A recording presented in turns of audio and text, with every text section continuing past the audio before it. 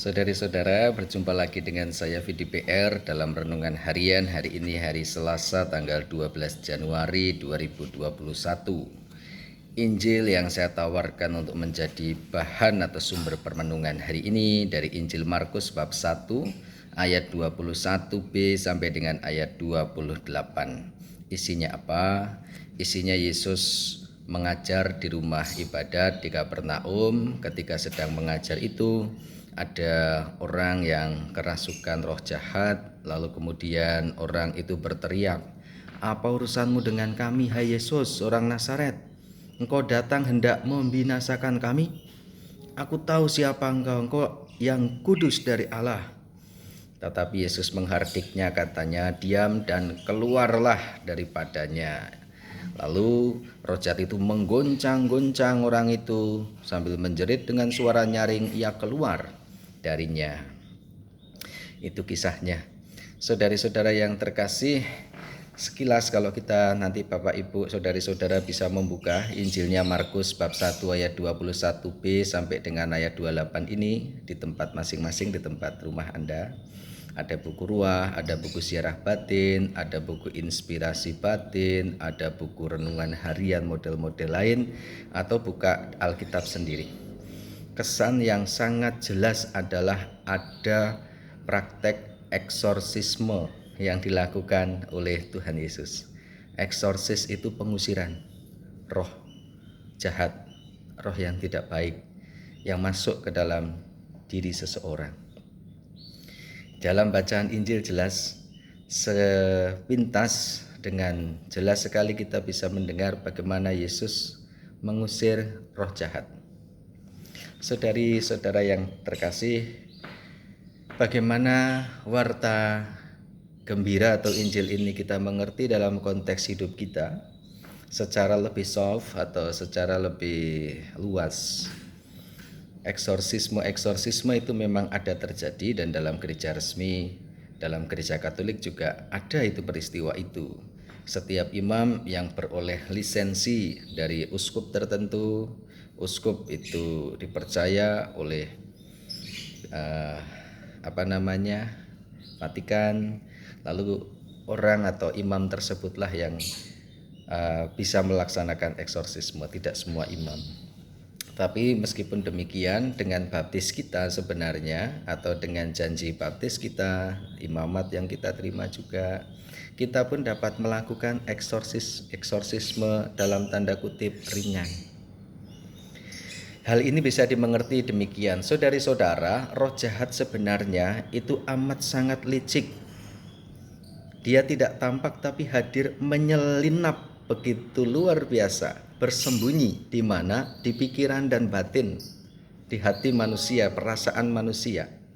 Maka ketika suara kebenaran, sabda firman Allah dinyatakan, didengar oleh telinga seseorang, lalu dirasa-rasakan dalam indera rasa batin jiwa, kalau si jahat ini terusik keberadaannya di batin manusia yang sedang mempengaruhi batin, mempengaruhi jiwa, mempengaruhi pikiran, konteksnya dalam tindakan-tindakan yang tidak benar, membohongi, berbuat tidak baik, aneka macam alasan, berbuat jahat dan sebagainya.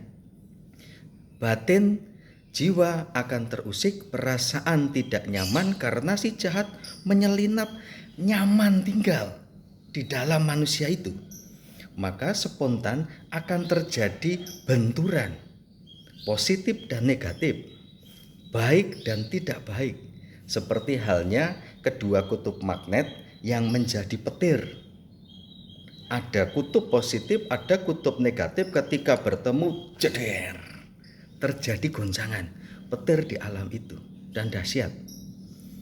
Kalau ada suara kebenaran, firman disampaikan, entah berupa peringatan, nasihat, teguran dan sebagainya, kalau dalam jiwa seseorang hadir dan digerakkan oleh si jahat, biasanya reaksinya spontan, tidak nyaman, gelisah, dan sebagainya. Karena apa?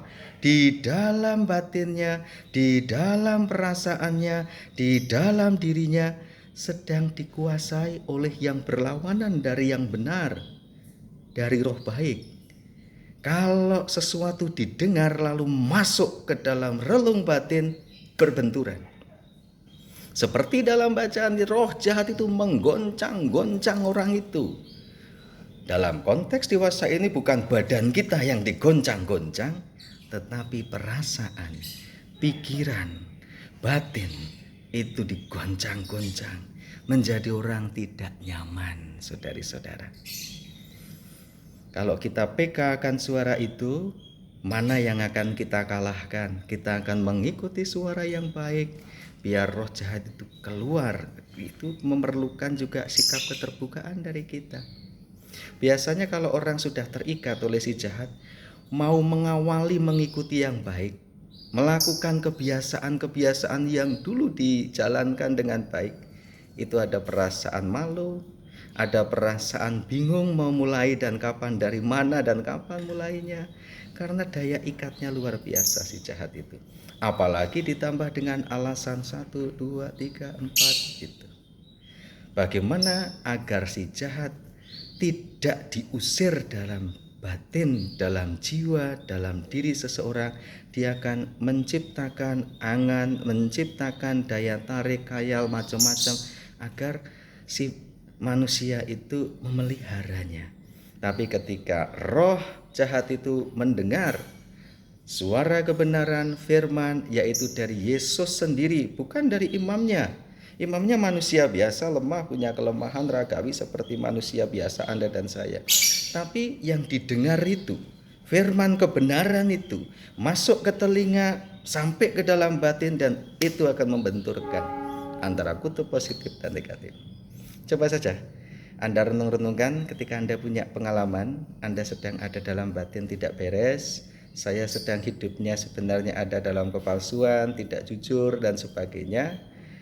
Ketidakberesan yang tahu kita sendiri. Ketika firman didengar lalu yang benar, yang akan ada rasa mungkin tersinggung, gelisah dan sebagainya, tidak enak batinnya, tapi mau ngomong bagaimana dan sebagainya, mungkin malu dan sebagainya. Dan ketika dengar, perubahan apa yang bisa kita buat? Mana yang lebih mau kita pelihara dan kita jaga? Apakah biarlah itu baik, itu benar firman itu, tapi saya juga tersinggung, ya biarlah, saya juga manusia lemah, romonya juga manusia lemah biasa, ya sudah, namanya manusia ya lebih baik ya biasa berdosa dan sebagainya, ada saatnya, ada waktunya. Alasan ABC dan sedemikian rupa coba Anda renungkan. Ini manipulasi dari si jahat yang mempengaruhi pikir daya nalar manusiawi, atau kita melemahkan diri mengikuti si jahat, atau kegelisahan itu yang tahu adalah diri kita. Mana yang mau kita ikuti? Tuhan menyampaikan firman-Nya, sabdanya begitu lugas. Baca saja bacaan Injilnya hari ini. Semoga firman Tuhan menginspirasi hidup Anda, saya, kita, terutama ketika kita sedang mendengar sesuatu kebenaran dan itu menyinggung diri kita, mengingatkan sebenarnya iya saya melakukan itu, tetapi saya merasa malu, tersinggung dan sebagainya, lalu 1001 macam alasan, ada perasaan aku harus mulai bagaimana dan kapan dan siapa, ada perasaan ini itu. Saudari-saudara, bersyukurlah sebab roh jahat sedang berbenturan, berlawanan dengan yang baik. Selanjutnya tergantung pada pilihan sikap yang mau kita ambil. Tuhan memberkati Anda dan saya, berkah dalam.